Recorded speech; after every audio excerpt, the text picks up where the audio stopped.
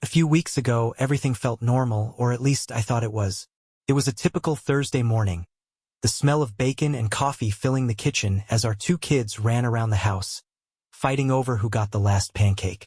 I was mid-bite when the house phone rang, cutting through the usual chaos like a knife. The caller ID displayed an unfamiliar number. Weird. Who even calls on landlines these days? Curious, I answered. "Hello. It's me," Claire, my wife, said on the other end. Her voice sounded rushed, worried even. I could hear muffled background noise, something that sounded like hotel lobby chatter. "Can you do me a favor?"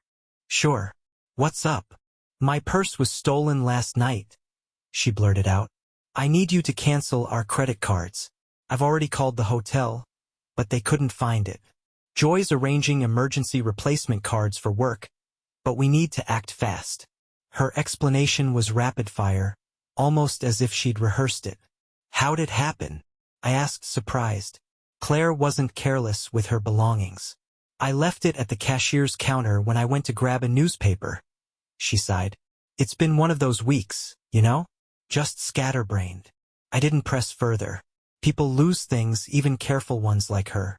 So, after reassuring her I'd take care of it, I hung up and got on with my day. But that phone call, it planted a seed of unease that wouldn't stop growing. 2 days later, I stumbled upon something that changed everything.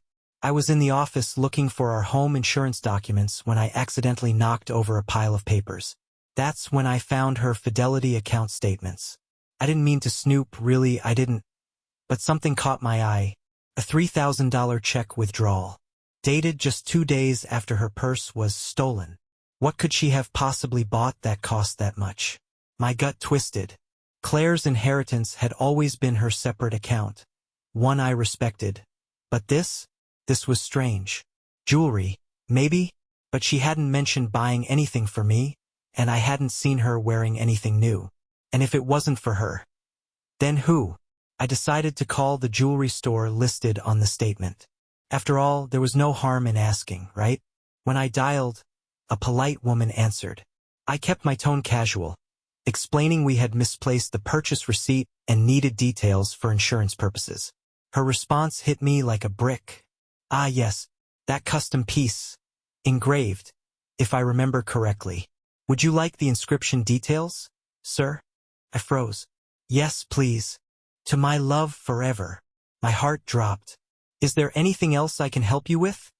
the woman asked, oblivious to the storm raging inside me. "No," I muttered, barely able to speak. I hung up and sat in silence. Claire. My Claire. Who had she bought it for? And how did I miss the signs? I had no idea, but I knew one thing for sure: this wasn't over. And I needed answers. That night I couldn't sleep. I lay there, staring at the ceiling while Claire breathed softly beside me, her back turned as usual. Normally, I'd take comfort in the quiet rhythm of her breathing. But tonight it was like every inhale was mocking me, reminding me that I had no clue who the woman next to me really was. The inscription kept repeating in my head. "To my love forever." I turned the words over and over, trying to convince myself it could be innocent. Maybe she had a cousin or friend going through a hard time and bought the jewelry as a gesture of support. But deep down, I knew better. By morning, my suspicions had festered into something darker. Claire had left for work early, kissing me on the cheek before she rushed out the door, leaving behind her usual scent of vanilla and something floral. I watched her pull out of the driveway, feeling more disconnected from her than ever before. I needed answers, and I wasn't going to get them by sitting around waiting for her to confess. So I decided to take a more proactive approach. By noon, I was installing cameras around the house. I convinced myself it wasn't paranoia, it was precaution. If there was something happening, I had to know.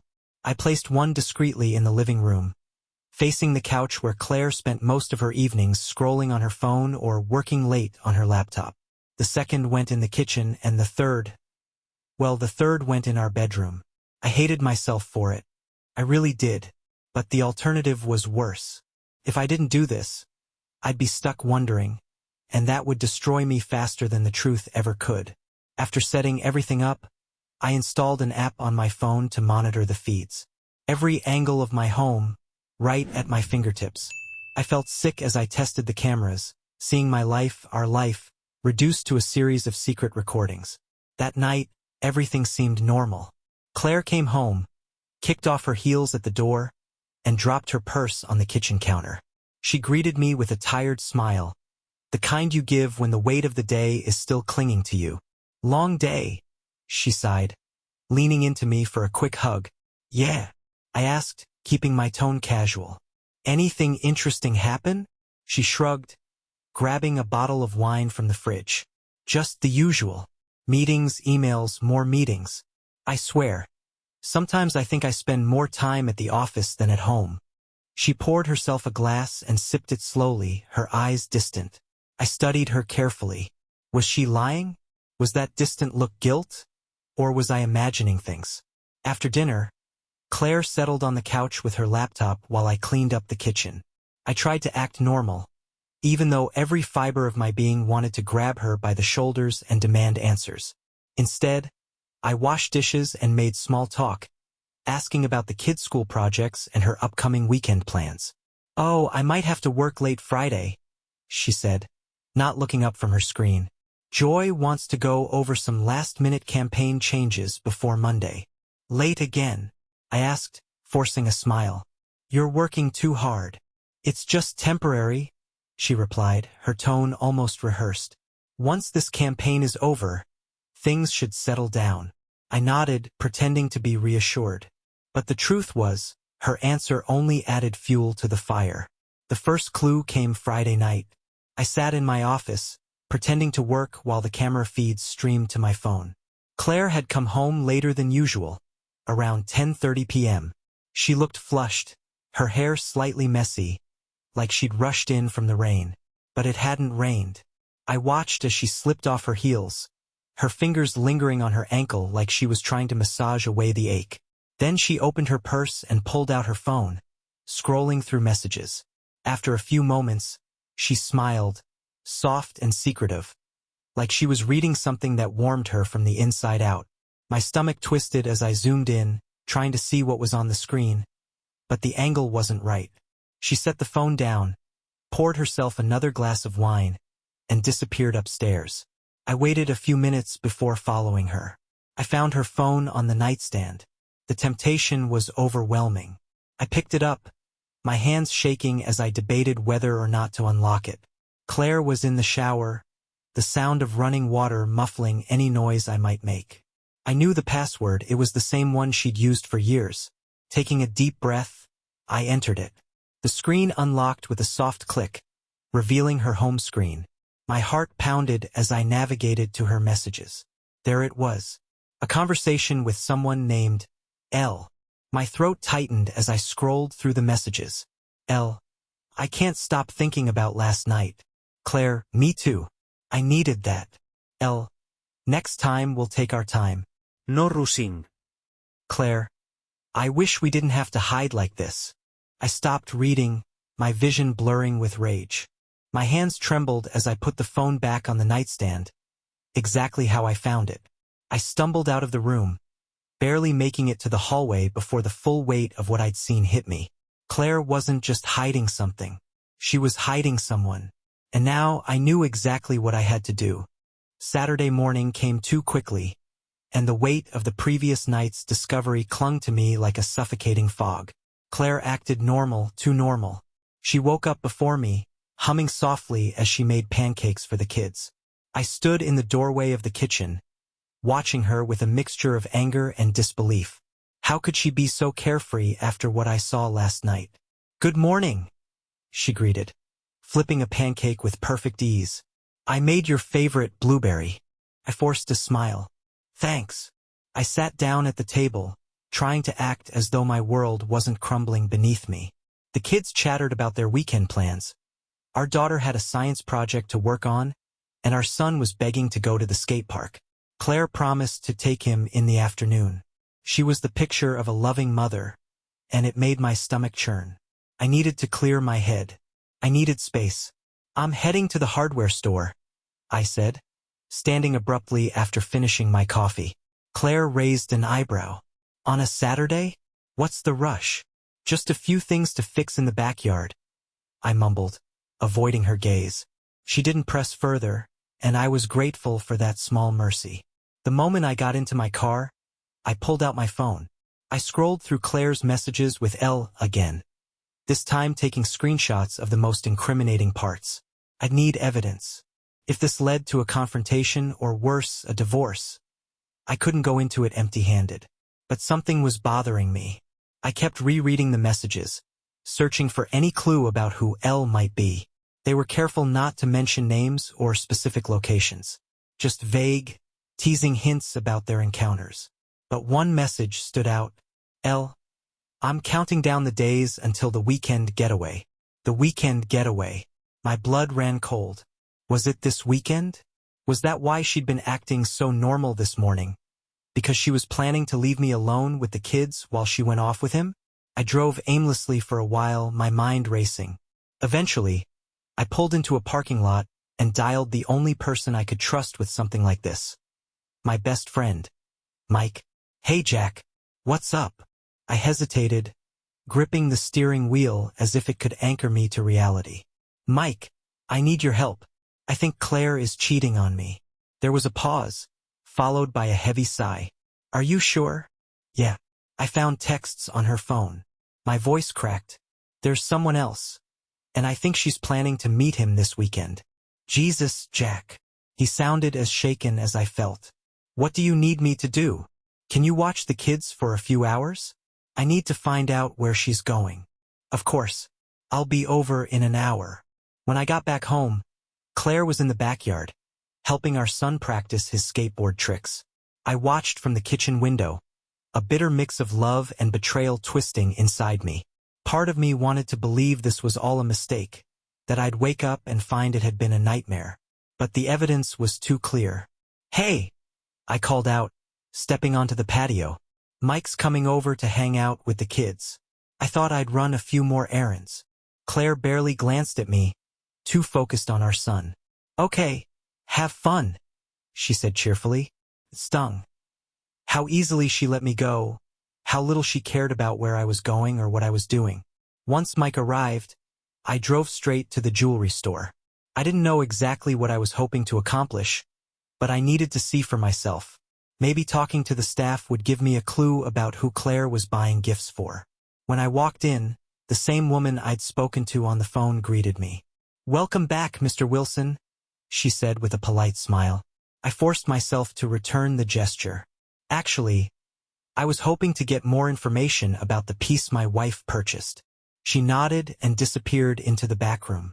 A few minutes later, she returned with a printed receipt and a photo of the custom jewelry. A sleek, minimalist bracelet with the inscription "To my love forever" engraved on the underside. Did she mention who it was for? I asked, trying to sound casual. The woman hesitated. She said it was for someone very special. I assumed it was a gift for you. I clenched my jaw. Did she come in alone? The woman shook her head. No, she was with a man. Tall, dark hair. They seemed very close. My heart pounded in my chest. A tall man with dark hair.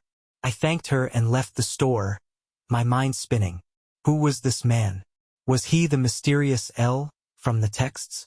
When I got back to the car, I checked the cameras from the app on my phone.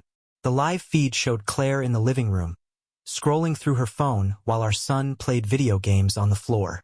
Everything looked normal, but I couldn't shake the feeling that something was about to happen. Then I saw it, Claire receiving a text. Her face lit up as she read it, and she quickly typed a reply before grabbing her phone and heading upstairs. I switched the feed to the bedroom camera, watching as she sat on the bed, still texting. My phone buzzed in my hand, and I nearly dropped it. It was a notification from the app. Motion detected on the front door camera. I clicked the notification, and my breath caught in my throat.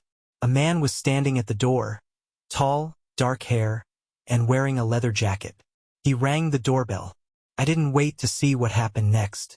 I floored the gas pedal and raced home, the adrenaline surging through me like wildfire. This was it. I was going to catch them red-handed. I barely remember the drive home. My hands gripped the steering wheel so tightly my knuckles turned white, and my foot stayed glued to the gas pedal as if slowing down would give them time to escape. The thought of Claire, my Claire, opening that door and letting another man into our home filled me with a rage so intense I could barely think straight. I screeched into the driveway just as the front door opened.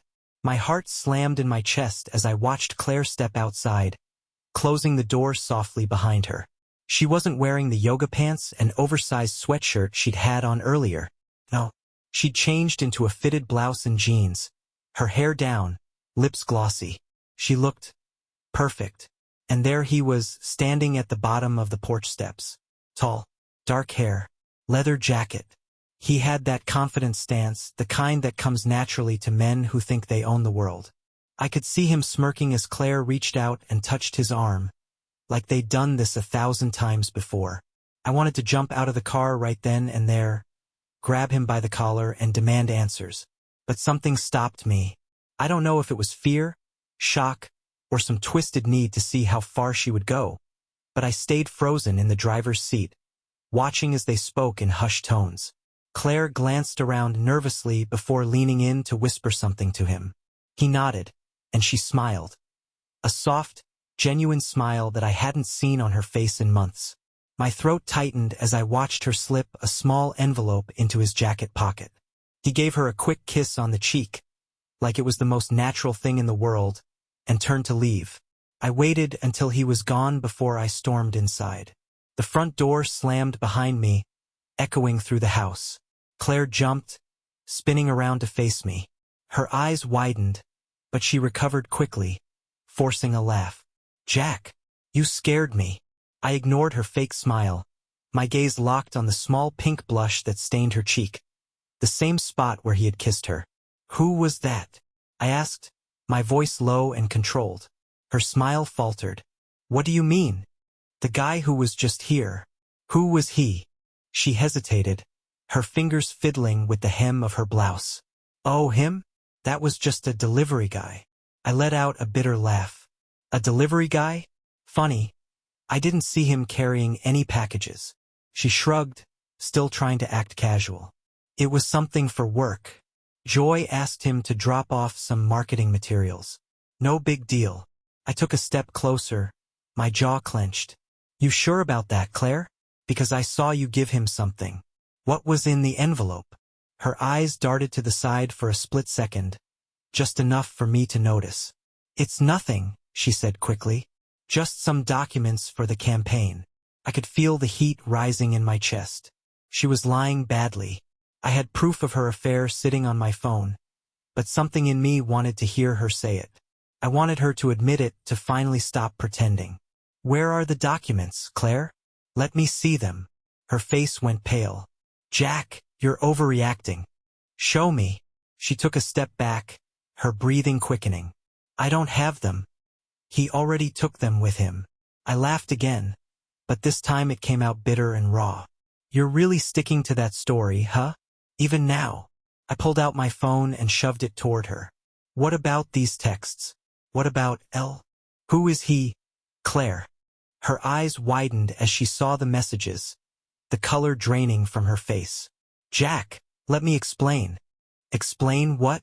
That you've been sneaking around with some guy while I'm at home taking care of our kids? That you're out buying jewelry with my money, writing love notes to someone else?" My voice cracked, and I hated myself for it. "Just tell me the truth, Claire. Don't make me drag it out of you." For a moment, she looked like she was about to confess. Her lips parted, her shoulders sagged, and I thought, finally, she's going to admit it. But then, just as quickly, her defenses snapped back into place. "I'm not cheating on you, Jack," she said firmly. "I don't know what those texts mean, but you've got it all wrong." Ist her stumped? Even now, she was doubling down. "Don't lie to me, Claire." "I'm not lying," she insisted, tears welling up in her eyes. "Please, you have to believe me. I would never do that to you." But I didn't believe her. Not anymore. That night, I made a decision. I wasn't going to confront her again. It was pointless. If she wasn't willing to come clean, then I'd find the truth myself. I went into full investigator mode. I combed through her phone, searched her email, even checked the bank statements for any suspicious transactions. Nothing. It was like she had scrubbed her tracks clean, except for the texts and the jewelry purchase. But I had one last trick up my sleeve. The cameras. After Claire fell asleep, I reviewed the footage from earlier in the day. I watched her on the couch, scrolling through her phone. I watched her go upstairs to change, and then I saw her pacing in the living room, as if she were rehearsing what she was going to say when Elle arrived. And then came the part that made my blood run cold. As she waited for him, she picked up her phone and made a call. I could only hear her side of the conversation, but it was enough. "Hey, it's me. Yeah, he doesn't suspect anything. I gave you the envelope, right? No, don't worry. I've got it under control. Just stick to the plan. Stick to the plan." The words echoed in my head as I sat in the dark, piecing everything together. Claire wasn't just having an affair. She was planning something bigger than I'd realized. And I had a sick feeling that whatever it wasn't going to end well for me. Sunday morning arrived with a heavy sense of dread. Claire was already up, making breakfast for the kids like everything was fine. She greeted me with a warm smile, kissed my cheek, and asked if I wanted coffee. The smell of bacon and eggs filled the air, but I could barely breathe. I played my part, sitting at the table, sipping my coffee like a good husband, but my mind was elsewhere, replaying her phone call from the night before. Stick to the plan.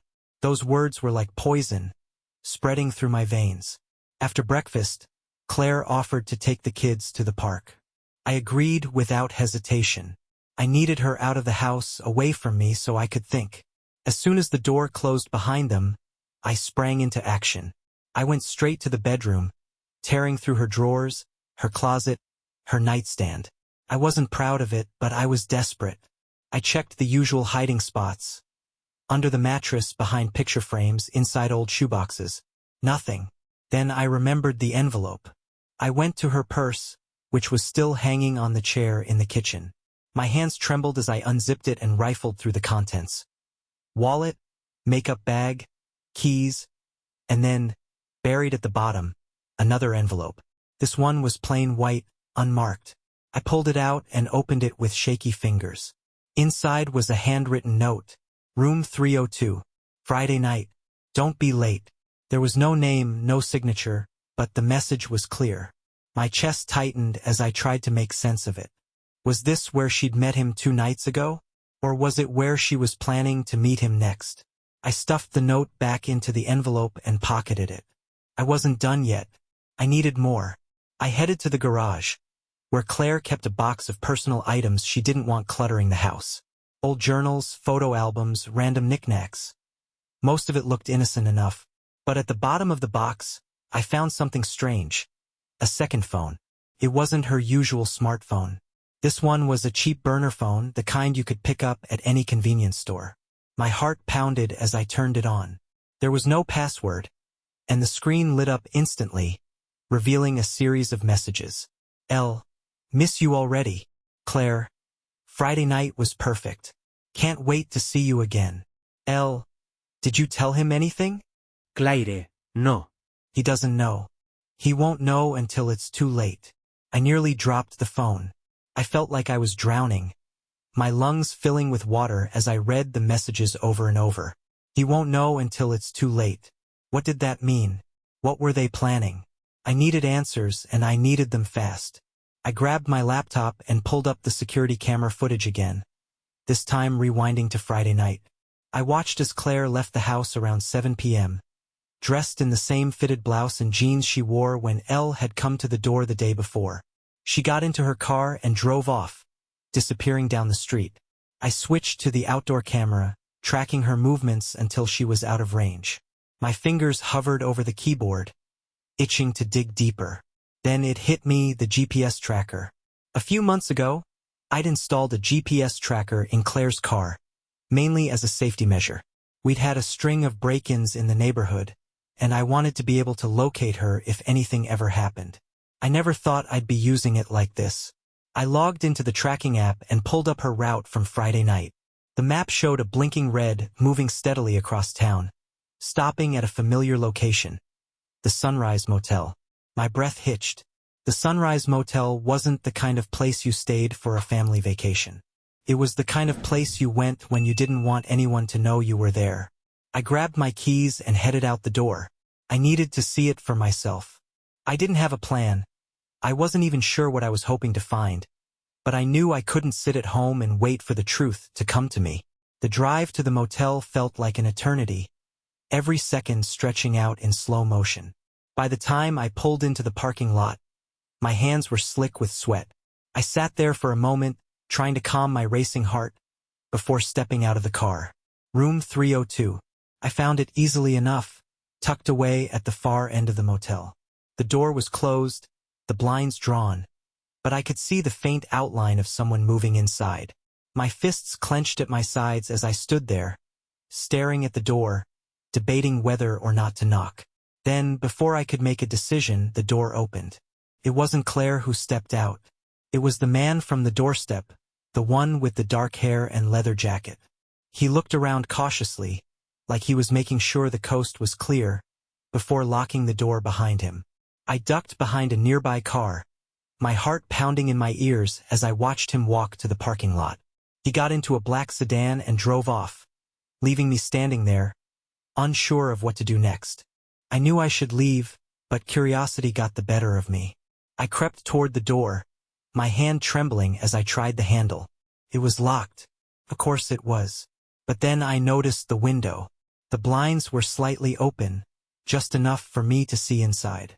I pressed my face against the glass, my breath fogging up the window as I peered inside. And that's when I saw it. On the nightstand next to an empty wine bottle was the bracelet.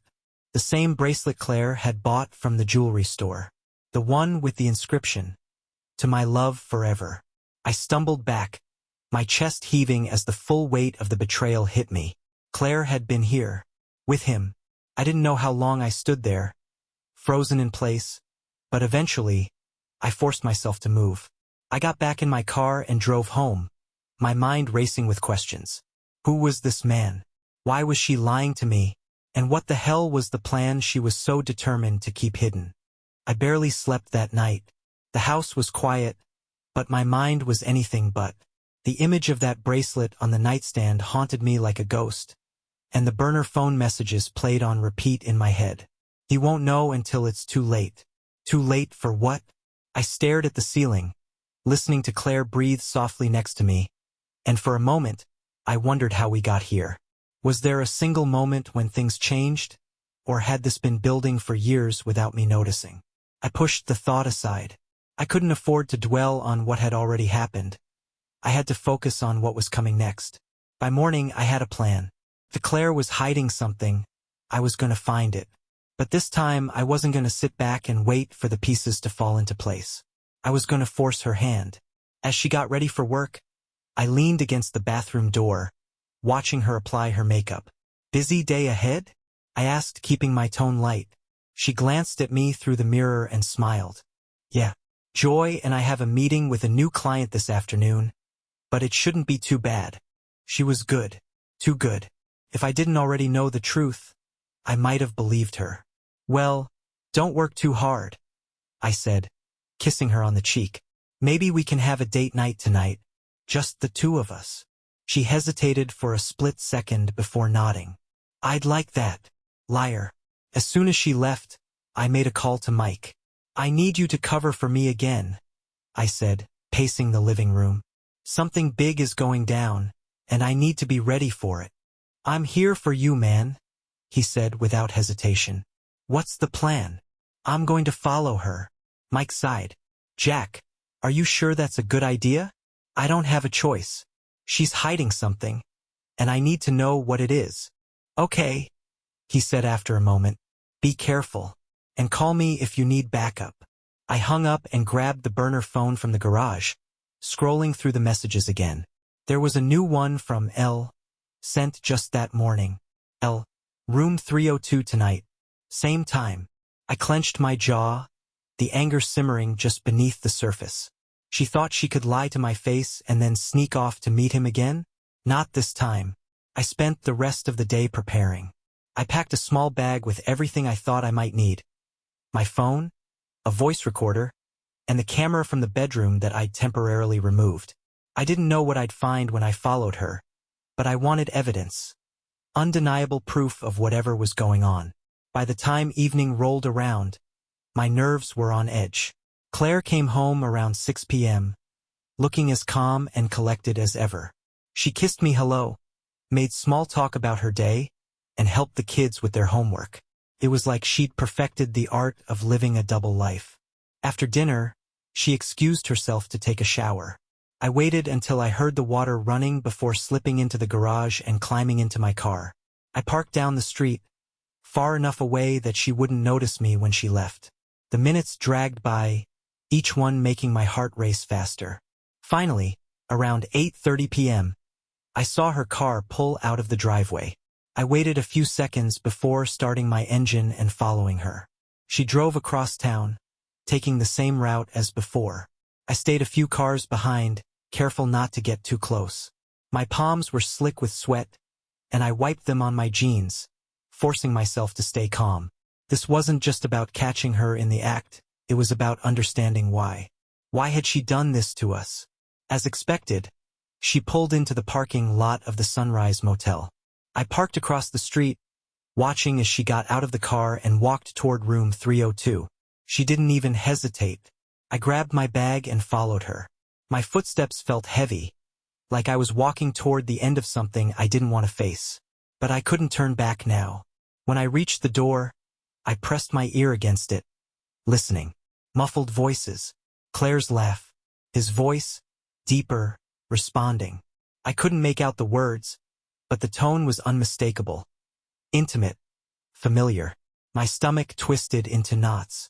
I pulled out the voice recorder and pressed record, placing it discreetly by the door. Then, I set up the small camera just outside the window, angling it so it captured the room's interior through the small gap in the blinds. I took a step back, breathing heavily. This was it. Suddenly, the door creaked open. My heart nearly stopped as I ducked behind a nearby vending machine, holding my breath. The man L stepped outside, lighting a cigarette. His leather jacket glistened under the dim glow of the motel's exterior lights. I recognized him instantly. It was Greg Allen, Claire's boss. The realization hit me like a freight train. I watched as he smoked his cigarette, pacing back and forth like he didn't have a care in the world. I waited until he went back inside before making my move. I slipped away, got into my car, and drove home. My mind was spinning. Claire had been lying to me for months, sneaking around with Greg right under my nose. But this wasn't just an affair. It was something bigger. The way they talked about their plan, the secrecy, the burner phone. This wasn't just about cheating. I parked in the driveway and sat there, staring at the house. I had the evidence. I could confront her right now, but something held me back. My instincts told me that whatever they were planning wasn't finished yet. I needed to wait. I needed to see it through to the end. Because whatever they were hiding, it wasn't just about me. The next morning, I woke up to an empty bed. Claire had already left for work, which wasn't unusual, but today it felt different. Knowing what I knew now, her absence felt like a cold confirmation that everything was unraveling. I sat on the edge of the bed, staring at the floor, trying to piece together my next move. I had the evidence of her affair, but the messages, the secret phone, the cryptic conversations about a plan, it was all pointing to something bigger. And I couldn't shake the feeling that whatever was coming would destroy more than just our marriage. After getting the kids off to school, I went to my office and opened my laptop. It was time to do a deep dive into Greg Allen's life. Within an hour, I found more than I bargained for. Greg wasn't just Claire's boss. He was the head of a major marketing firm with connections to several high-profile clients. His LinkedIn was polished, filled with endorsements and glowing recommendations. But it wasn't his professional life that caught my attention. It was what I found buried in the company's financial reports. Thanks to some creative searching and a few contacts I had in finance, I discovered that Greg's company had been bleeding money for months. There were suspicious withdrawals from various accounts, large sums of money that didn't seem to be accounted for. And then there was the kicker. One of those withdrawals matched the $3,000 check Claire had written to the jewelry store. What the hell was going on? Was this affair just the tip of the iceberg? I leaned back in my chair, rubbing my temples. If Greg was in financial trouble, was Claire helping him cover it up? Were they embezzling money from the company? And why the secrecy?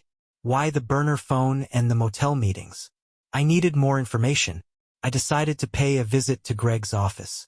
I knew he wouldn't be expecting me, and that was exactly what I wanted. I wasn't planning on confronting him. Not yet.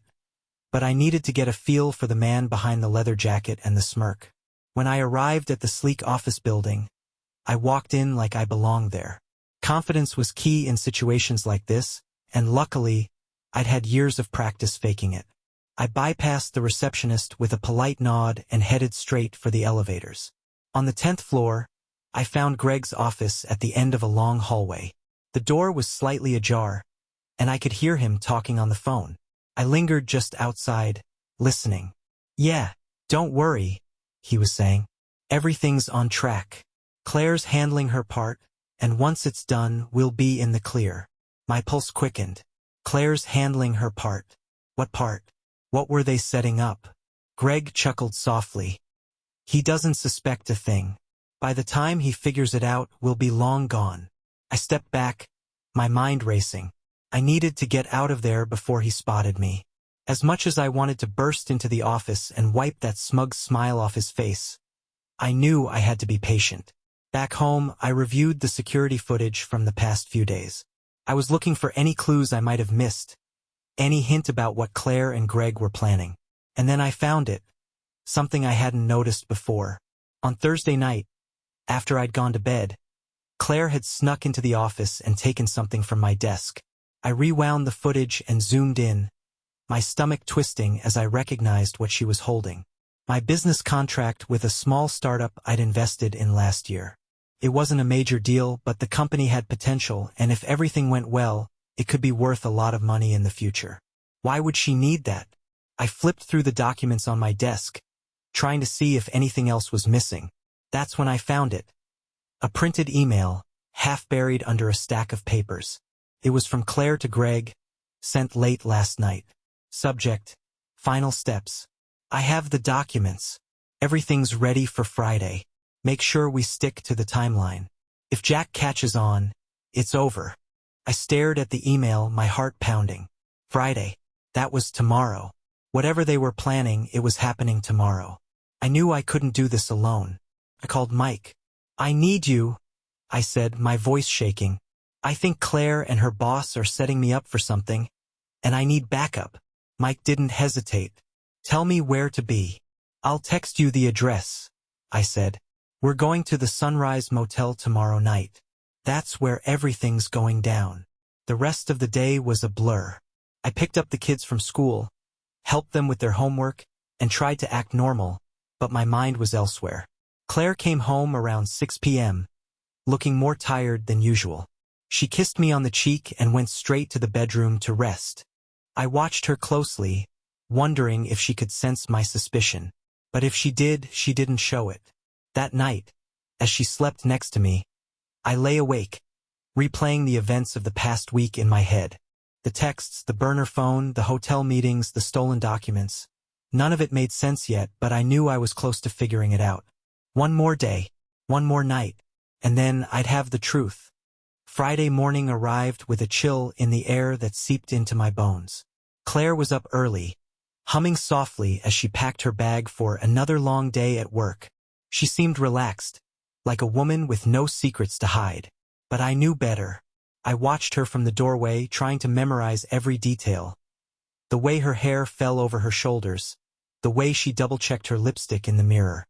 Was this the last time I'd see her like this before everything came crashing down? "You working late again?" I asked, leaning casually against the doorframe. "Probably," she said, not meeting my eyes. "There's a lot to wrap up before the weekend." I nodded, forcing a smile. "Don't work too hard." She kissed me goodbye, and just like that, she was gone. I called Mike as soon as the door closed. "We're on for tonight," I told him. "Meet me at the Sunrise Motel around 8:30. Bring a camera, And make sure you park somewhere they won't see you. You sure about this, Jack? He asked, concern lacing his voice. I've never been more sure, I replied. They're planning something big, and I need to catch them in the act. We agreed to keep our phones on and stay in constant contact throughout the night. If anything went wrong, I wanted Mike to be my eyes and ears. The hours dragged by painfully slow. I kept myself busy by going through the burner phone one last time, rereading every message between Claire and Greg. They were careful not to give away too much, but there were clues buried in the subtext, mentions of the handoff, final payments, and disappearing for good. I couldn't help but wonder if they were planning to run away together, taking my money, or worse, framing me for something criminal. I wasn't going to let that happen. By the time evening rolled around, I was practically vibrating with nervous energy. I grabbed my bag, checked the contents one last time, and headed out the door. I arrived at the Sunrise Motel just before 8:30. The parking lot was half full, with a few shady characters lingering by their cars. I parked at the far end of the lot, where I could see room 302 but remain hidden. Mike arrived a few minutes later, pulling up in a beat-up sedan that blended perfectly with the surroundings. He hopped out, camera in hand, and gave me a nod. You ready for this? He asked. Let's do it, I said. At exactly 8:45, Claire's car pulled into the lot. My breath hitched as I watched her step out, dressed in a sleek black dress and heels that clicked softly against the pavement. She didn't look like a woman meeting her boss for a work meeting. She looked like a woman meeting a lover. She glanced around the lot, checking to see if anyone was watching, before making her way to room 302. Got her, Mike whispered, snapping a few photos from behind a nearby dumpster. Moments later, Greg arrived in his black sedan. He parked next to Claire's car, adjusted his tie in the rearview mirror, and followed her inside. My hands trembled as I texted Mike. We wait 10 minutes, then we go in. Mike, got it. The wait was excruciating. I watched the clock on my phone, each second stretching into eternity. My mind raced with possibilities. What if they were planning to leave tonight? What if I was already too late? Finally, the timer hit 10 minutes. I motioned to Mike, and we moved toward the room, keeping low to avoid drawing attention. My heart pounded in my chest as I reached the door, my fingers hovering over the doorknob. I took a deep breath and knocked. There was a pause, followed by muffled voices. The door opened a crack, and Greg's face appeared, his eyes narrowing when he saw me. What the hell? I shoved the door open, forcing my way inside. Claire stood by the bed, her eyes wide with shock. The room smelled of perfume and betrayal. Jack? She gasped, stepping back as if she could put distance between us and the truth. Greg recovered quickly, his posture shifting from surprise to smugness. You shouldn't be here, he said, crossing his arms. Neither should you, I shot back. My gaze locked on Claire. How long, Claire? How long have you been lying to me? She opened her mouth to respond, but no words came out. Mike entered behind me, camera raised, snapping photos of the scene. Got what we need, he whispered. I pointed to the nightstand. What's in the envelope? Greg smirked, but Claire's face paled. She lunged for the envelope, but I was faster. I grabbed it and ripped it open, my hands shaking as I pulled out the contents. A stack of documents. Bank statements, wire transfer forms, and something that made my blood run cold. A forged signature, my signature. What is this? I demanded, holding up the papers. Claire's eyes filled with tears. Jack, I didn't want it to be like this. Like what? My voice cracked. You were going to steal from me? Frame me for fraud? Run off with him? It's not what you think. It's exactly what I think, I shouted, the weight of betrayal crashing down on me. You were going to destroy me. Greg stepped forward, but Mike blocked him. I'd stay right there if I were you, Mike warned. I turned to Claire, my heart breaking in ways I didn't think were possible. Why, Claire? Why would you do this to me? Tears streamed down her face. I didn't want to. I was in too deep. Greg. He threatened to ruin us if I didn't help him. And you believed him? I asked, my voice barely a whisper. She sobbed, collapsing onto the bed. I was trying to protect you, Jack. I shook my head, disbelief washing over me. Protect me? You betrayed me. I turned to Mike. Let's go. We walked out of the room, leaving Claire and Greg behind. My heart felt like it had been ripped from my chest, but there was no turning back now. I had the evidence. I had the truth. And now I had to figure out what came next. The drive home was a blur. My hands gripped the steering wheel so tightly my knuckles turned white, but I barely noticed. Mike sat in the passenger seat, silent, occasionally glancing at me like he was waiting for the moment I'd explode. But the explosion never came. I was too numb. The weight of everything. Claire's betrayal, the forged documents, the years of my life that suddenly felt like a lie, sat like a stone in my chest. You okay? Mike asked cautiously as we pulled into my driveway. I killed the engine and sat there for a moment, staring straight ahead. I don't know. We've got the evidence, he reminded me. You've got them both dead to rights. This doesn't have to destroy you, Jack. You can fight back. I nodded slowly. Yeah, I just don't know if I have the strength to. That night I barely slept. The house was too quiet, the air too thick. Every time I closed my eyes, I saw Claire's face, tears streaming down her cheeks, begging me to believe that she'd done this for us. But I couldn't believe her, not after what I'd seen. I sat in the kitchen with a glass of whiskey, the documents spread out in front of me. The forged signature, the bank statements, the wire transfers, it was all there. Greg had been funneling money from the company into a hidden account, using my name to cover his tracks. Claire had helped him, whether willingly or not, and they'd both planned to disappear before anyone found out. I felt like a fool. But more than that, I felt rage. 3 a.m. I made the decision. I wasn't going to let them walk away from this. The next morning, I called my lawyer. Jonathan Griffith had been my family's lawyer for years, and he didn't waste time sugarcoating things. When I told him everything, he whistled low. They were trying to frame you for fraud? He asked. Looks like it, I said, rubbing the back of my neck. Greg was embezzling money, and Claire helped him. They were planning to skip town and leave me to take the fall. Jonathan sighed. Well, the good news is you've got solid evidence. Between the photos, the documents, and the burner phone, we can build a strong case. The bad news? This is going to get ugly, Jack. Really ugly. I don't care, I said through gritted teeth. I want them both to pay. He was quiet for a moment. You sure you want to go down this road? If this goes to court, everything's going to come out. The affair, the betrayal. You'll be dragged through the mud, and so will Claire. I hesitated, my mind racing. I could picture the headlines already. Respected investor caught in scandal. Wife's affair and fraud plot revealed. My kids would be dragged into it, and our lives would be turned upside down. But the thought of letting them get away with it? That was worse. Do it, I said. File the papers. Later that day, Claire came home. I heard her car pull into the driveway, the sound of her heels clicking against the pavement as she walked up to the house. My stomach turned, but I stayed seated at the kitchen table, waiting. The door opened, and she stepped inside, hesitating when she saw me. Jack, she said softly. We need to talk. I gestured to the seat across from me. Go ahead. She sat down, her hands clasped in front of her. I know you hate me, and I don't blame you. But please, let me explain. I leaned back in my chair, arms crossed. Explain what? How you helped Greg steal money and planned to pin it on me.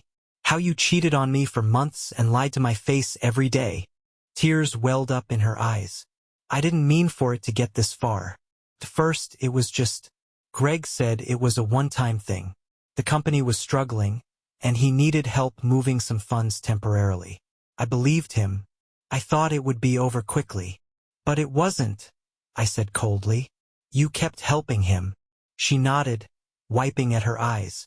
And by the time I realized what was really happening, I was trapped. He had dirt on me, on us. He threatened to ruin our family if I didn't cooperate. I shook my head.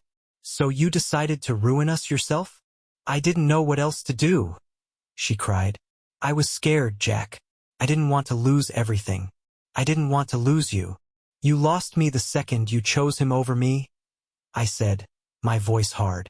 For a moment we sat in silence, the weight of everything hanging between us. Finally, I stood up and walked to the door. Pack a bag, Claire. Her eyes widened. What?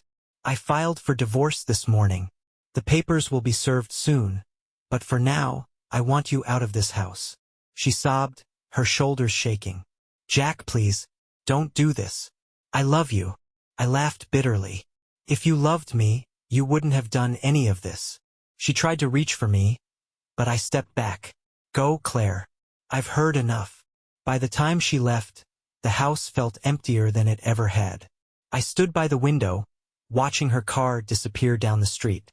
Part of me wanted to collapse, to give in to the heartbreak and let it swallow me whole. But I couldn't. I had to be strong for myself, for my kids, and for the life I was going to rebuild without her. Mike called that evening to check in. How you holding up? I stared at the documents scattered across the table, the weight of the betrayal finally starting to lift. Better, I said. A little better. Good, he replied. Because they're not going to know what hit them once this case goes to court. I smiled faintly. Yeah, let's make sure they don't. The court proceedings moved faster than I expected, probably because Greg and Claire didn't have a leg to stand on once the evidence was presented.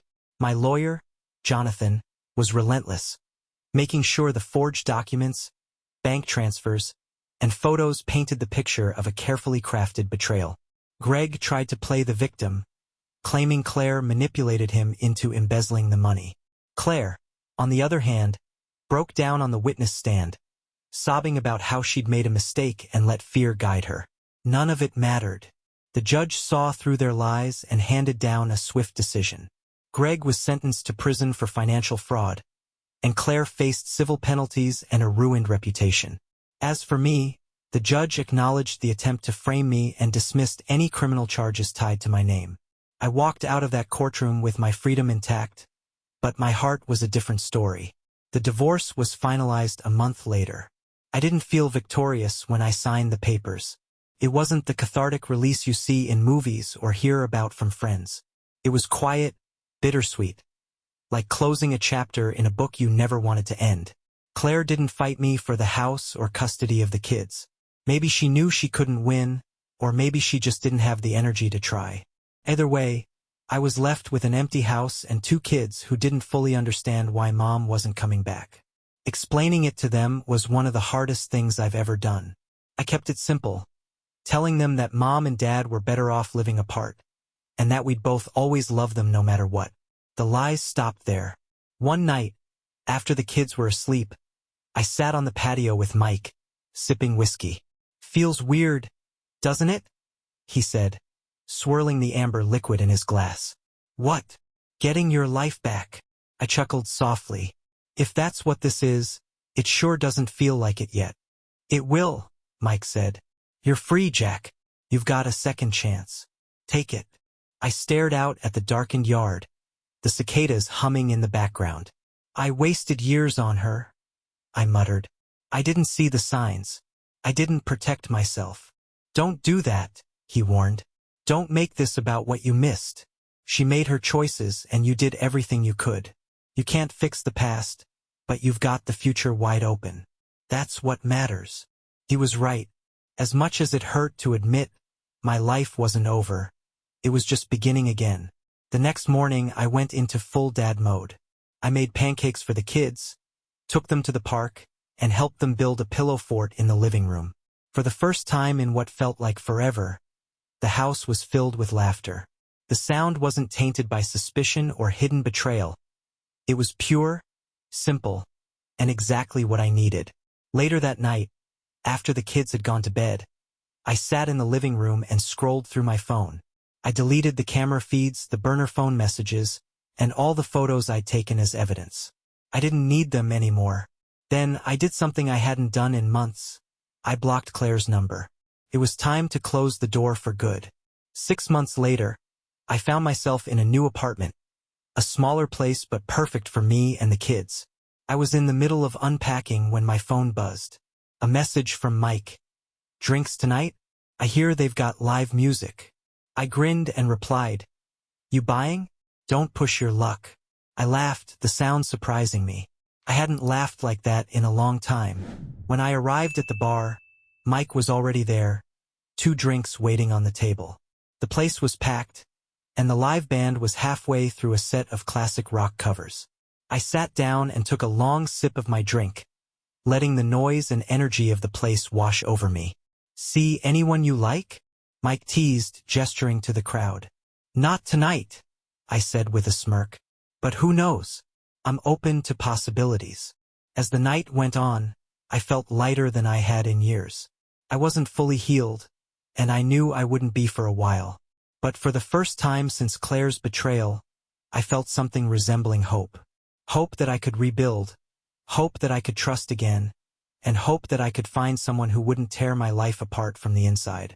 When the band played their final song, Mike and I walked out into the crisp night air. I looked up at the sky, the stars twinkling like tiny promises of new beginnings. Ready to move on? Mike asked as we reached the parking lot. I took a deep breath, feeling the weight of the past finally start to lift. Yeah, I said. I'm ready.